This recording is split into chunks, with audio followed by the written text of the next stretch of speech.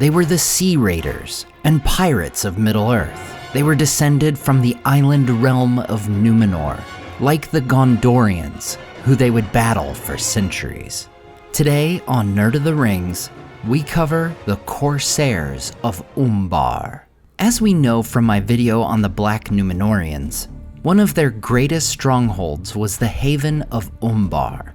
Being of the race of the mighty ship kings, it should come as no surprise that both the Numenoreans who fled and established Gondor and those living in Umbar were accomplished seafarers.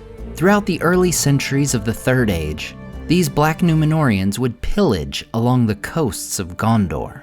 There would be an ongoing struggle, as the haven of Umbar is fought over between the kings of Gondor and the Black Numenoreans. We are told in the appendices of The Lord of the Rings, the Great Cape and the landlocked firth of Umbar had been Numenorean land since the days of old, but it was a stronghold of the king's men, who were afterwards called the Black Numenoreans, corrupted by Sauron, and who hated above all the followers of Elendil. After the fall of Sauron, their race swiftly dwindled or became merged with the middlemen of Middle-earth, but they inherited without lessening their hatred of Gondor. A crucial moment in the history of both Gondor and Umbar comes in 1432, the Kinstrife. This civil war in Gondor will certainly get its own video, so that we may go into greater detail, but it comes when Eldacar becomes the 21st king of Gondor. Because his mother was from the Northmen of Rhovanion, many of the Numenorean-descended Gondorians viewed him as a half-breed, with no right to rule. Foremost of these peoples was Castamir, Eldacar's second cousin, who is also captain of the ships, the leader of Gondor's navy. Castamir stages a successful rebellion in 1437, seizing control of the capital of Osgiliath, forcing Eldacar into hiding, and publicly executing the king's son, Ornendil. 10 years into Castamir's cruel and disastrous rule, Eldacar returns, killing Castamir in the Battle of the Crossings of Erui. The following year, the sons of Castamir are driven from Pelargir by the king, and they are forced to retreat to Umbar. By this time, Umbar was solidified as a bitter enemy of Gondor, and a safe haven for all those who opposed it. These sons of Castamir the Usurper, the former leader of Gondor's fleet, form a new military power, the Corsairs of Umbar. The Corsairs would often ally with those among the Haradrim who were loyal to Sauron.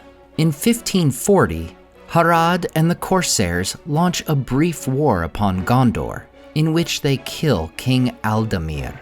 Nearly 100 years later, two descendants of Castamir himself lead the Corsairs in raiding Pelargir, once again killing a reigning king of Gondor. As Gondor falls victim to the Great Plague immediately afterward, the Corsairs raid up and down the Gondorian coast, as far north as Anfalas. Finally, in 1810, King Telumetar leads the Gondorians in a massive attack upon Umbar itself. He drives away the Corsairs and kills the last descendants of Castamir in the battle. In honor of his defeat of the pirates, he takes the name Umbardasil, meaning conqueror of Umbar. For a time, Umbar would be held by Gondor. However, as new evils fall upon Gondor, the men of Harad take the haven for their own. Over the years, the Haradrim would mix with the Corsairs, and the Numenorean race would dwindle in this area.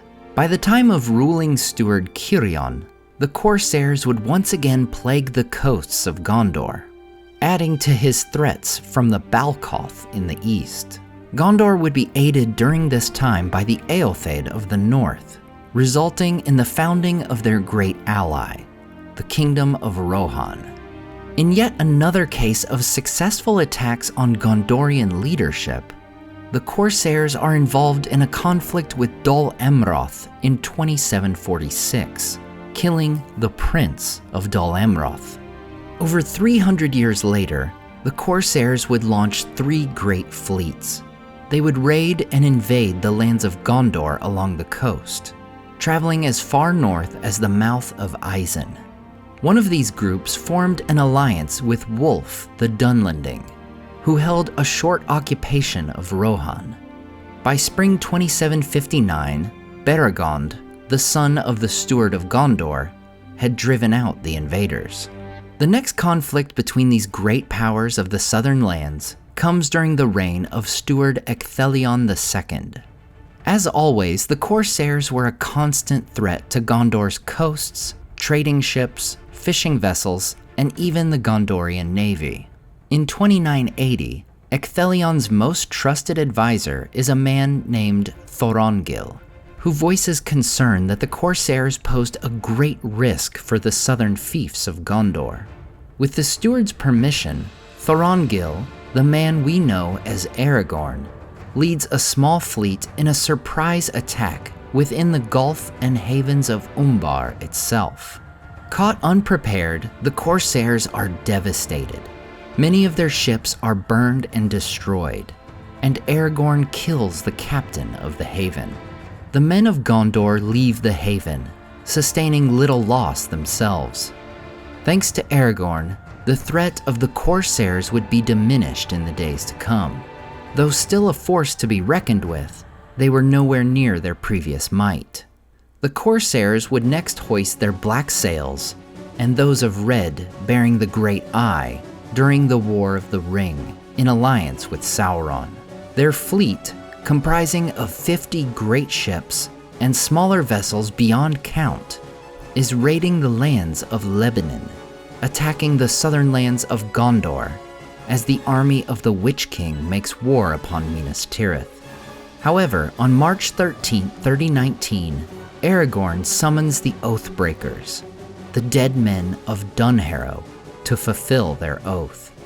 The heir of Isildur leads the dead men and the Grey Company to Pelargir, where no sword was needed.